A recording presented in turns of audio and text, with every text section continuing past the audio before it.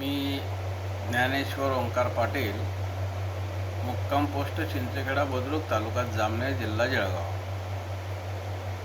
मी चिंचखेडा येथील एक सामान्य शेतकरी आहे. मला या ठिकाणी निलेश शरद मुळे यांनी काही प्रश्न टाकले आहेत.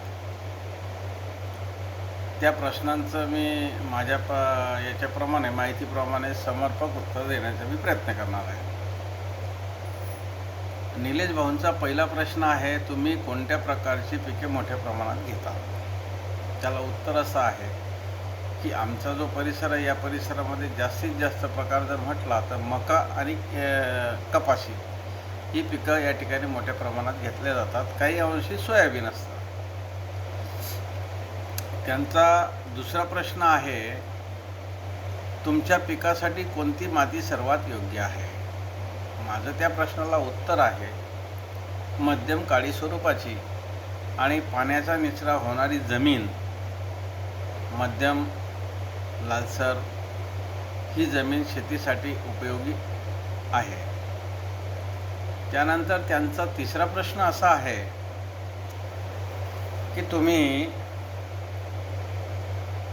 सेंद्रिय की रासायनिक खते वापरतात? बघा, आता आम्ही सेंद्रिय पण वापरतो आणि रासायनिक पण वापरतो, परंतु रासायनिक खते ही शेतकऱ्याला परवडनाशी झालेली आहे. कारण आवाच्या सव्वा त्या खतांची किंमत वाढलेली आहे. आणि सेंद्रिय खत वापरू म्हणतो तर सेंद्रिय खतही त्या प्रमाणात त्याचाही रेट खूप आहे. त्यामुळे शेतकऱ्यांचं खूप अवघड असं झालेलं आहे. त्यामुळे आता नाविलाज असल्यामुळे आम्हाला सेंद्रिय रासायनिक खते वापरावं लागतात. पण शासनाला आमचं एक विनंती असणार आहे की या रासायनिक खताची जी अवास्तव किंमत झालेली आहे तिची किंमत कुठंतरी शेतकऱ्याला परवडेल अशी झाली तर फार बरं होईल. युरियापूर्वी 250 रुपयाला मिळत, आता कुठं रेट गेलेत. खूप अशी किंमत वाढली आहे. डीएपीची किंमत वाढली, पोटॅशची किंमत वाढली, फॉस्फेटची किंमत वाढली. खूप किंमत वाढल्यामुळे शेतकऱ्याला तर परवडेन असं झालं आहे. त्यानंतर त्यांचा चौथा प्रश्न आहे, तुम्ही सध्या तुमची पिके कशी विकतात? तर कशी विकतात म्हणलं म्हणजे सर्वसामान्य शेतकरी सामान्य मनुष्य आहे. कारण शेतकरी हा त्याला योग्य भाव नसल्यामुळे तो कुणाकडून तरी उसनवारी पैसे घेतो. आम्ही उसनवारी पैसे घेतो आणि ते पिकाला लावतो आणि पीक आमच्या घरात आलं की नाही आलं आम्ही ते घरात ठेवू शकत नाही. मग ते आम्ही मार्केटमध्ये लगेच विकतो. मग तिथं विकल्यानंतर आमच्या मालाला पाहिजे तसा भाव मिळत नाही. कारण आमचे भाव कुठलाही हमी भाव नसल्यामुळे आमच्या मालाला भाव नसतो. व्यापारी त्याच्या मनाप्रमाणे भाव लावतात आणि शासनाने हमी भाव काही मालांचे ठरवलेले आहेत तर शासन पुरेपूर माल खरेदी करत नाही. मग नेमकं शेतकऱ्याने करायचं काय? हा सर्वात मोठा प्रश्न शेतकऱ्यांच्या पुढे आहे.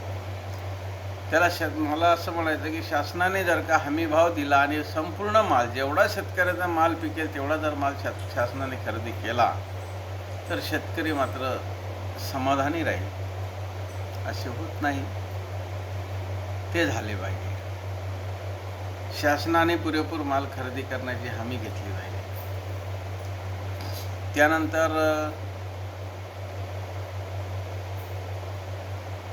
पुढील त्यांचा प्रश्न आहे की हवामानातील बदल तुमच्या शेतीवर कसा परिणाम करतात? हवामान बदलामुळे काही नुकसान होते का? बघा, हवामान जेव्हा बदल होतं त्या टायमाला शेतकऱ्यावर फार मोठं संकट येतं. अळीचा प्रादुर्भाव होतो, व्हायरस येतो, कीटक अतोनात असं शेतकऱ्याचं नुकसान करतात. आणि त्या बदलामुळे मात्र शेतकरी जास्त त्यावर आणि इतर दुबार पिकामध्ये जर म्हटलं तर गव्हावर या हवामानाचा खूप मोठा असा प्रभाव होतो. शेतकऱ्याचं उत्पन्न घटतं. शेतकऱ्याचं उत्पन्न त्याच्यामध्ये घटतं. आणि हवामान बदलामुळे हवामान बदलामुळे नुकसान तर होतेच. उदाहरणार्थ एखाद्या वेळेस अतिवृष्टी पाऊस झाला, शेतामध्ये पाणी साचलं जातं, त्यामुळे शेतकऱ्याचा माल सडतो, फार असं नुकसान होतं. हवा वादळ आली, हवामान बदल झाला, खूप असं आईनं शेतकऱ्याचा माल, आपण म्हणतो आमच्या तोंडी घास आल्यानंतर भगवंताचं, शेवटी ते नैसर्गिक आहे, त्याला काही विलाज नाही. परंतु जर चक्रीवादळ आलं तर शेतकऱ्यांचा माल त्याच्या घरात येत नाही, तोपर्यंत जमीनदोस्त होऊन जातो. ही हवामान यामुळे शेतकऱ्याला खूप असं संकटाला सामोरं जावं लागतं. त्यामुळे शेतकऱ्याचा माल जोपर्यंत त्याच्या घरात येत नाही तोपर्यंत तो म्हणत नाही की हा माल माझा आहे. कारण आले देवाजीच्या मनात तिथे कोणाचीच आले ना. शेवटी भगवंताचं आहे. जर वादळ आलं तरी नुकसान होणार, अति पाऊस झाला तरी नुकसान होणार. याच्यामध्ये शेतकरी हा कचाट्यात सापडलेला असतो, कारण शेवटी या निसर्गावर अवलंबून असलेला शेतकरी आहे. त्यानंतर त्यांचा पुढचा प्रश्न आहे की तुम्हाला शेतकरी सहकारी संस्था, ऑनलाईन बाजारपेठ किंवा थेट विक्रीसाठी ॲपमध्ये सहभागी व्हायला आवडेल का? नक्की आवडेल. परंतु प्रश्न असा आहे की ऑनलाईनमध्ये बरेचसे शेतकरी बांधवांना ते कळत नाही. मग प्रत्येक वेळा आपल्याला दुसऱ्याला विचारावं लागतं. मंड्या खूप आहेत, परंतु त्या ठिकाणी नवीन ठिकाणी जेव्हा आपण माल पाठवतो त्या ठिकाणचं तो शेतकरी, माल घेणारा व्यापारी कसा आहे हे सांगता येत नाही. कारण त्याच्यावर विश्वास कशा पद्धतीने ठेवायचा. कारण आजकाल सध्या बऱ्याचशा शेतकऱ्यांकडनं माल घेतला जातो आणि समोरच्याकडं त्याच्या विश्वासावर शेतकरी मात्र पाठवतो आणि त्याचा विश्वासघात त्या ठिकाणी होतो. त्यामुळे तेही कसं शक्य नाही. आणि ऑनलाईनचं खूप कस्टमर असतात, परंतु ऑनलाईन शोधण्यासाठी ऑनलाईन घेणारे खूप कमी असतात. जर का प्रत्येक कस्टमरशी सोबत जर संपर्क साधला, मला उदाहरणार्थ जर का मला आता 50 पोते गहू झालीत, तर मला 50 पोते गहू विकण्यासाठी कितीतरी ठिकाणी कितीतरी कस्टमरला बोलावं लागेल, शोधावं लागेल. मला 2 पैसे जास्त मिळतील, अगदी बरोबर आहे, परंतु तेवढं जमायला मला तेवढं शक्य होत नाही. कारण माझ्याकडं तेवढं घरापर्यंत पोचायला वाहन नसतं. मी शेतकरी अगोदरच कर्जाने व्याकुळ झालेला, त्याच्यामुळं मला ते शक्य नसतं. त्यामुळे त्याच्याशी ती चांगली गोष्ट आहे. ज्यांना त्याच्यातलं माहिती आहे, ते मोठे शेतकरी जे असतात त्यांच्यासाठी ठीक आहे. परंतु सर्वसामान्य शेतकरी, मोठे सदन शेतकरी तर 100मध्ये 5 असे शेतकरी असतात की त्यांचं मोठं असतं व्यवहार. सामान्यतः जवळजवळ 2 एकर, 3 एकर, 5 एकरवाले असे शेतकरी जे असते त्यांना ह्या गोष्टीमध्ये शक्य नाही. आणि जर नाही तर का नाही? कारण त्याच्यामुळे बऱ्याचशा ठिकाणी फसवणूक होण्याचे चान्सेस असतात ऑनलाईनमध्ये. त्यामुळे शेतकरी त्याच्यामध्ये इन्व्हॉल्व होण्यामध्ये ये नसतो.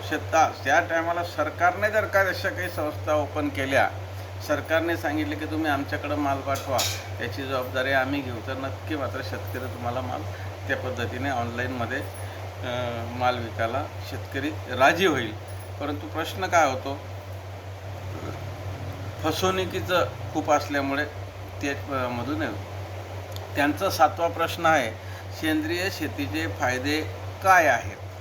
आता मला सांगा, सेंद्रिय शेतीचे फायदे खूपच आहेत तसं बघायला गेलं तर, परंतु सेंद्रिय खतेसुद्धा खूप महाग झालेली आहेत. रासायनिक खतांच्या बरोबरीने सेंद्रिय खतं झालेली आहेत. सेंद्रिय खत जरूर चांगली आहे, कारण शरीराला रासायनिक खतामुळे आपण स्लो पॉयझनसारखं आपलं रासायनिक खतामधून आपल्याला मिळतं आहे. सेंद्रिय खतापासून ते होणार शुद्ध, कुठल्याही प्रकारचं केमिकल नसल्यामुळे ते जीवनासाठी अत्यावश्यक असं मात्र सेंद्रिय खतापासून आपल्याला उत्पन्न मिळणार आहे.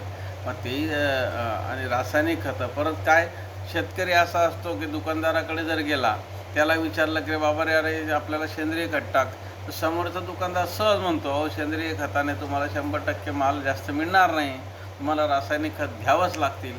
शेतकरी असतो, त्याला त्यातला आयडिया नसतो, तो त्यांच्यावर विश्वास ठेवून तो रासायनिक खते खरेदी करतो. आणि रासायनिक खताची अवाढव्य किंमत असल्यामुळे तो त्या गोष्टीमध्ये खूप असं खर्च लावून, आणि त्यात जर का नैसर्गिक अवकाळी जर का काही त्याच्यावर प्रसंग आला तर मात्र शेतकरी हा अक्षरशः झोपून जातो. कारण खूप असं त्याचं नुकसान झालेलं असतं, त्याचं उत्पन्न शून्य असतं, त्याला तिथे मात्र कुठल्याही प्रकारचा सहारा त्या ठिकाणी मिळत नाही. आणि जे समजा लाखो रुपयाचा माल होणारा तो अगदी 5-10 हजार रुपये, 20-25 हजाराचा माल होतो आणि 75,000 रुपयाचं त्याचं त्या ठिकाणी नुकसान होतं. आणि घेतलेलं ऋण मात्र फेडण्यासाठी